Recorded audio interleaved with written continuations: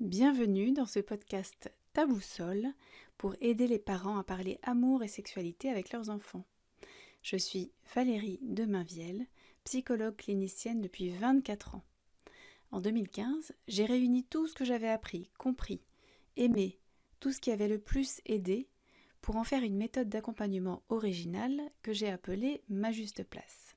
Avec cette méthode, j'accompagne celles que j'appelle mes Wonder Woman épuisées, celles qui veulent vivre leur vie en grand, mais qui, à force de tout vouloir trop parfaitement réaliser, une vie amoureuse justement, des enfants dégourdis, une vie sociale épanouie, en arrivent à s'épuiser et à craquer.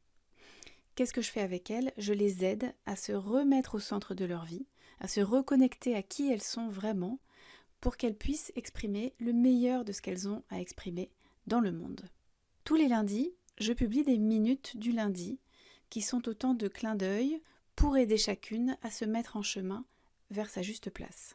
Ta boussole, c'est une nouvelle rubrique de cette minute du lundi qui consiste à offrir du contenu gratuit sur un thème particulier, protéger nos enfants de la pornographie. Ce projet Ta boussole est né après un événement qui m'a chamboulée. J'ai en effet découvert que mes enfants avaient été exposés à plusieurs reprises à des vidéos pornographiques. Alors même que nous n'avons ni télévision ni écran chez nous, et que nous résistions depuis leur entrée au collège à les équiper de smartphones pourtant tant réclamés. J'en ai parlé plus en détail dans la minute du lundi du 8 mars 2021 qui s'appelle « Parler de leur corps à nos enfants » et aussi dans l'émission en live des Fabuleuses au foyer datée du 28 mars 2021 et qui s'appelle « Une verveine avec Hélène ». Vous pouvez trouver le lien sur YouTube. Parce que ma conviction, c'est que nous, parents, nous avons à éduquer nos enfants totalement différemment de l'éducation que nous avons reçue à l'amour et à la sexualité.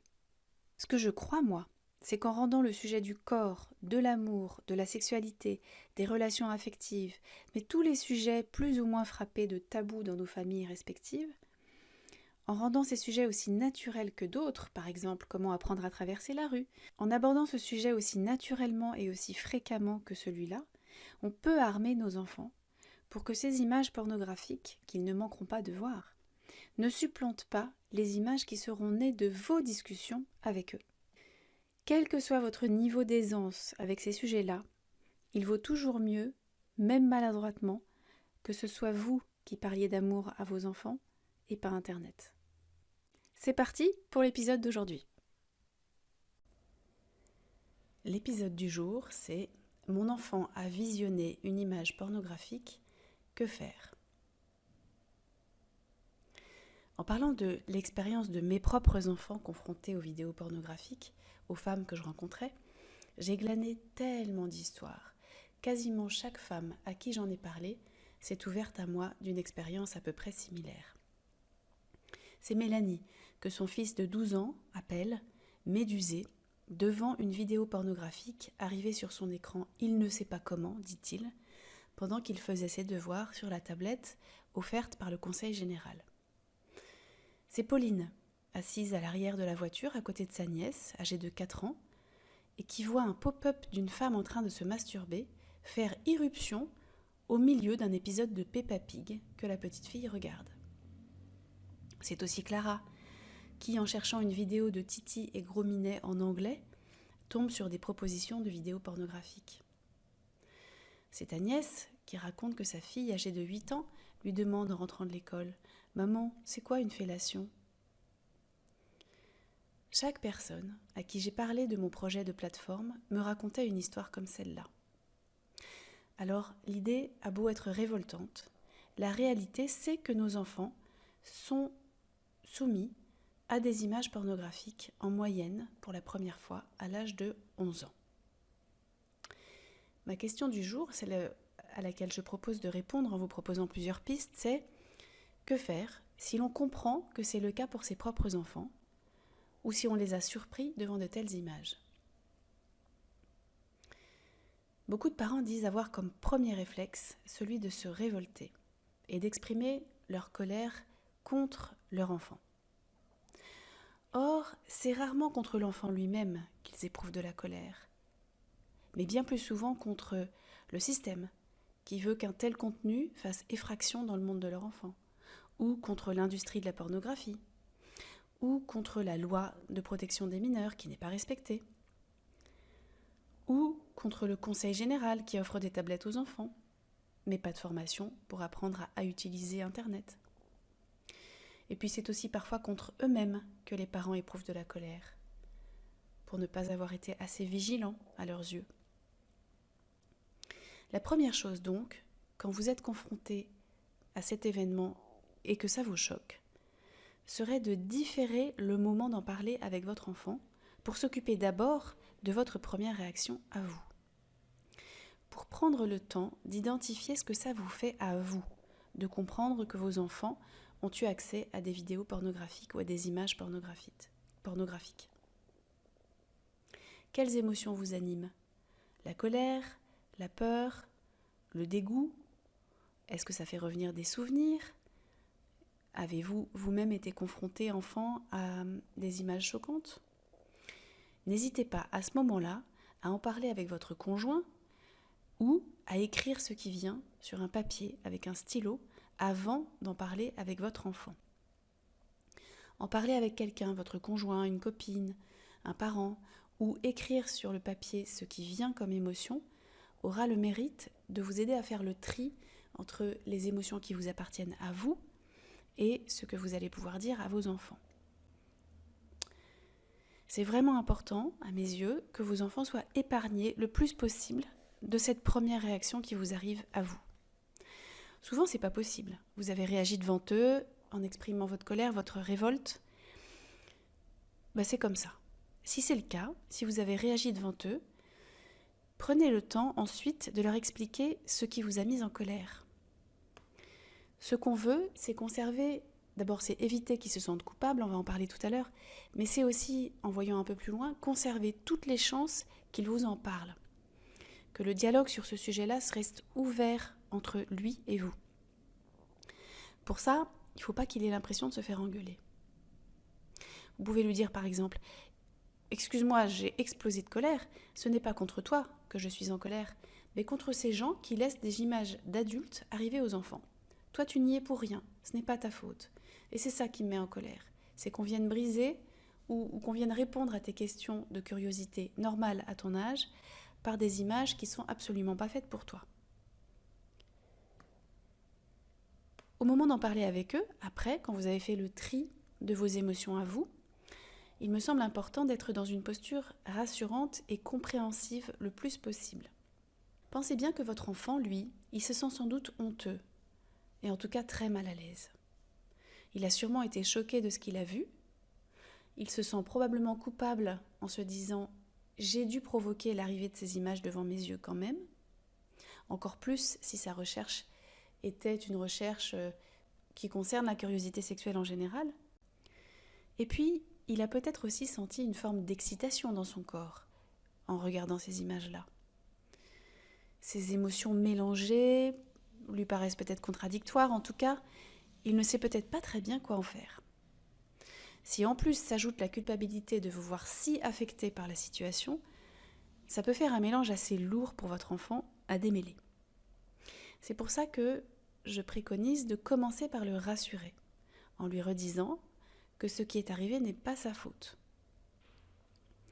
Soit ces images sont arrivées sans lien avec ce qu'il faisait, soit elles sont apparues en réponse à une question qu'il avait, comme je disais tout à l'heure. Par exemple, comment on embrasse une fille, ou comment on tombe amoureux.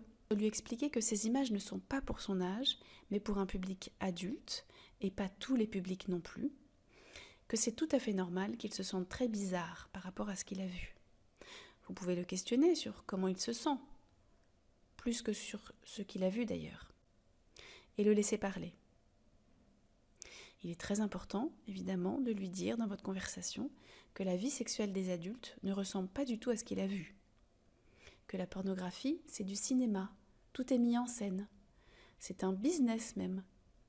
Les acteurs sont préparés, ce sont des acteurs qui jouent un rôle. Ils sont maquillés, tout est travaillé. Alors la question que vous vous posez sans doute, c'est qu'est-ce que ça fait de voir des images comme ça pour ces enfants ? À l'âge prépubère, quand votre enfant n'est pas encore dans cette phase d'attaque hormonale liée à l'adolescence, de telles images peuvent avoir un impact traumatisant. Traumatisant, c'est-à-dire que l'enfant peut avoir la sensation que c'est à lui que l'on fait ce qu'il voit. Je vous invite à ne pas minimiser l'effet possible, ni à paniquer non plus, mais à prendre au sérieux le contenu que ces enfants ont pu voir et à en parler avec eux. Je pense à une des jeunes femmes que j'ai accompagnées qui avait vu une scène de pornographie en passant devant une télévision quand elle avait une dizaine d'années.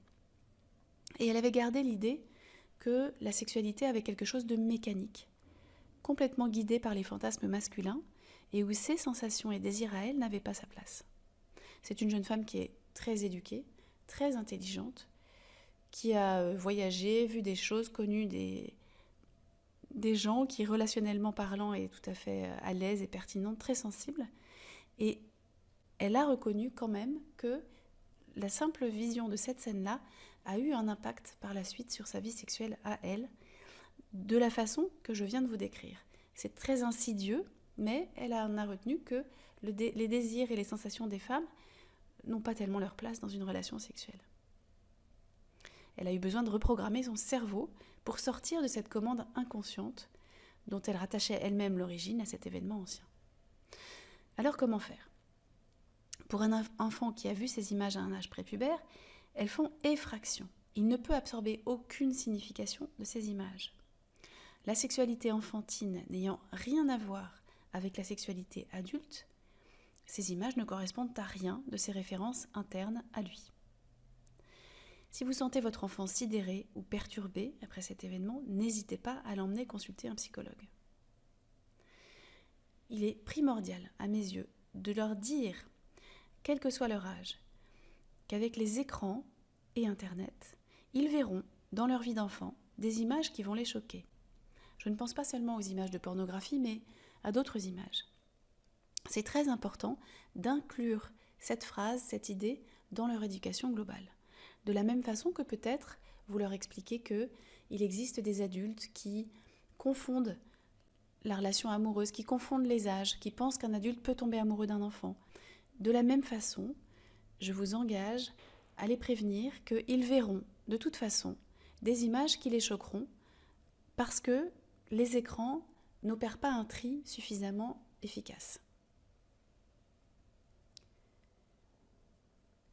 Vous pouvez leur dire que ces images, si elles restent gravées dans leur cerveau, elles peuvent déclencher une inquiétude, une tristesse ou des peurs chez eux.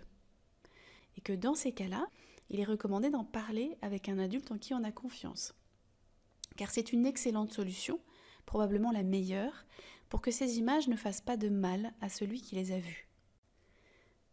Pour un enfant qui a vu ces images pendant la puberté, vous pouvez procéder de la même façon que ce que je viens de dire, tout en sachant que la portée traumatique, dans son cas, est probablement moindre du fait qu'il est déjà plus proche d'une compréhension adulte de la sexualité. Cela dit, si vous ne l'avez pas fait jusque-là, considérez quand même que le fait d'être au courant de ce qu'il a vu est une chance. Vous allez avoir l'occasion de participer activement à son éducation amoureuse et sexuelle pour que sa référence principale ne soit pas la pornographie. N'hésitez pas à prendre tout prétexte pour en parler avec lui. Vous trouvez qu'il sent mauvais ?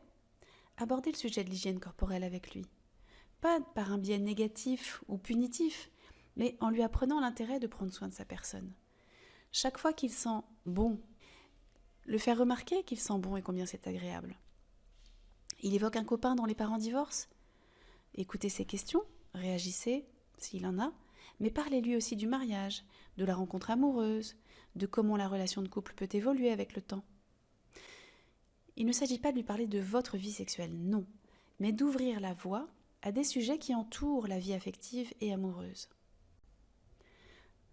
Maintenant que vous savez que votre enfant a été confronté à des vidéos ou à des images pornographiques, essayez de bien garder en tête qu'il en verra d'autres, que vous le sachiez ou non. Et explorez ces 3 pistes avec moi, c'est ma proposition du jour.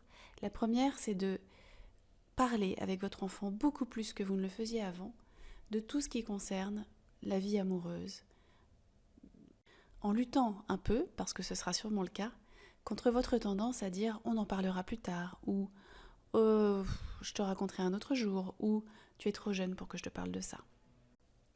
La deuxième piste, ce serait de pouvoir prévenir les adultes autour de cet enfant avec qui l'enfant a un bon lien. Ça peut être un grand-parent ou deux, ça peut être un oncle ou une tante, de façon à ce que les adultes qui entourent l'enfant soient prévenus de ce qui intéresse l'enfant actuellement et aillent dans le même sens que vous d'une réponse possible à ces questions de curiosité sexuelle. Enfin, et ça je vous le recommande, quelle que soit votre situation, que vous soyez à l'aise avec le sujet ou pas, que votre enfant ait déjà vu des images ou non, à vous procurer des livres qui abordent une grande palette de sujets sur le corps et sur l'amour. Vous pouvez laisser traîner négligemment à la maison ou alors leur offrir en toute connaissance de cause en leur disant « c'est pour toi, si tu as des questions, si tu es curieux, je suis prêt à discuter ». Mais ce livre aussi peut t'offrir des réponses un peu différentes peut-être de celles que je te donnerai moi. Alors, j'ai beaucoup cherché, il y a très peu de choses qui existent et qui sont destinées directement à l'enfant et que je trouve de qualité, mais j'en ai trouvé 2 que je vous livre aujourd'hui. Le premier s'appelle En mode ado. L'auteur est Lizzie Cox, c'est O-X. C'est édité par De Bock dans la collection Au fil de soie. Il y a une édition pour les garçons et une édition pour les filles. Je vous conseille franchement de vous procurer les 2. Je le trouvais très bien fait. Et puis il y a un autre bouquin qui s'appelle Le guide du zizi sexuel. J'aime moins le titre. Il est de Hélène Brûleur et puis il est dessiné par Zepp, l'auteur de Titeuf. Alors édité chez Glénat. Je trouve ce bouquin très bien fait, avec plein de questions abordées. Et là aussi, on aborde essentiellement d'abord tout ce que la sexualité et l'amour peuvent avoir de bon et de vivant. Le deuxième épisode de Ta boussole sera une interview d'une femme qui va nous aider à oser parler à nos enfants d'amour et de sexualité. Et le troisième épisode sera consacré à vos questions. J'en ai déjà reçu beaucoup, mais n'hésitez pas à poser vos questions, à présenter vos situations, et ce sera un podcast où je m'attellerai à répondre à chacune d'entre vous, ou du moins à la majorité si j'en reçois vraiment trop. Je vous souhaite de belles discussions avec vos enfants, ou de belles réflexions avec vous-même, et je vous dis à très bientôt. Pour en savoir un peu plus sur qui je suis et ce que je fais, je vous invite à venir faire un tour sur le site internet majusteplace.com. Il est mis à jour chaque semaine. Vous y trouverez des minutes du lundi sous l'onglet blog. Vous y trouverez un peu plus d'informations sur moi sous l'onglet à propos.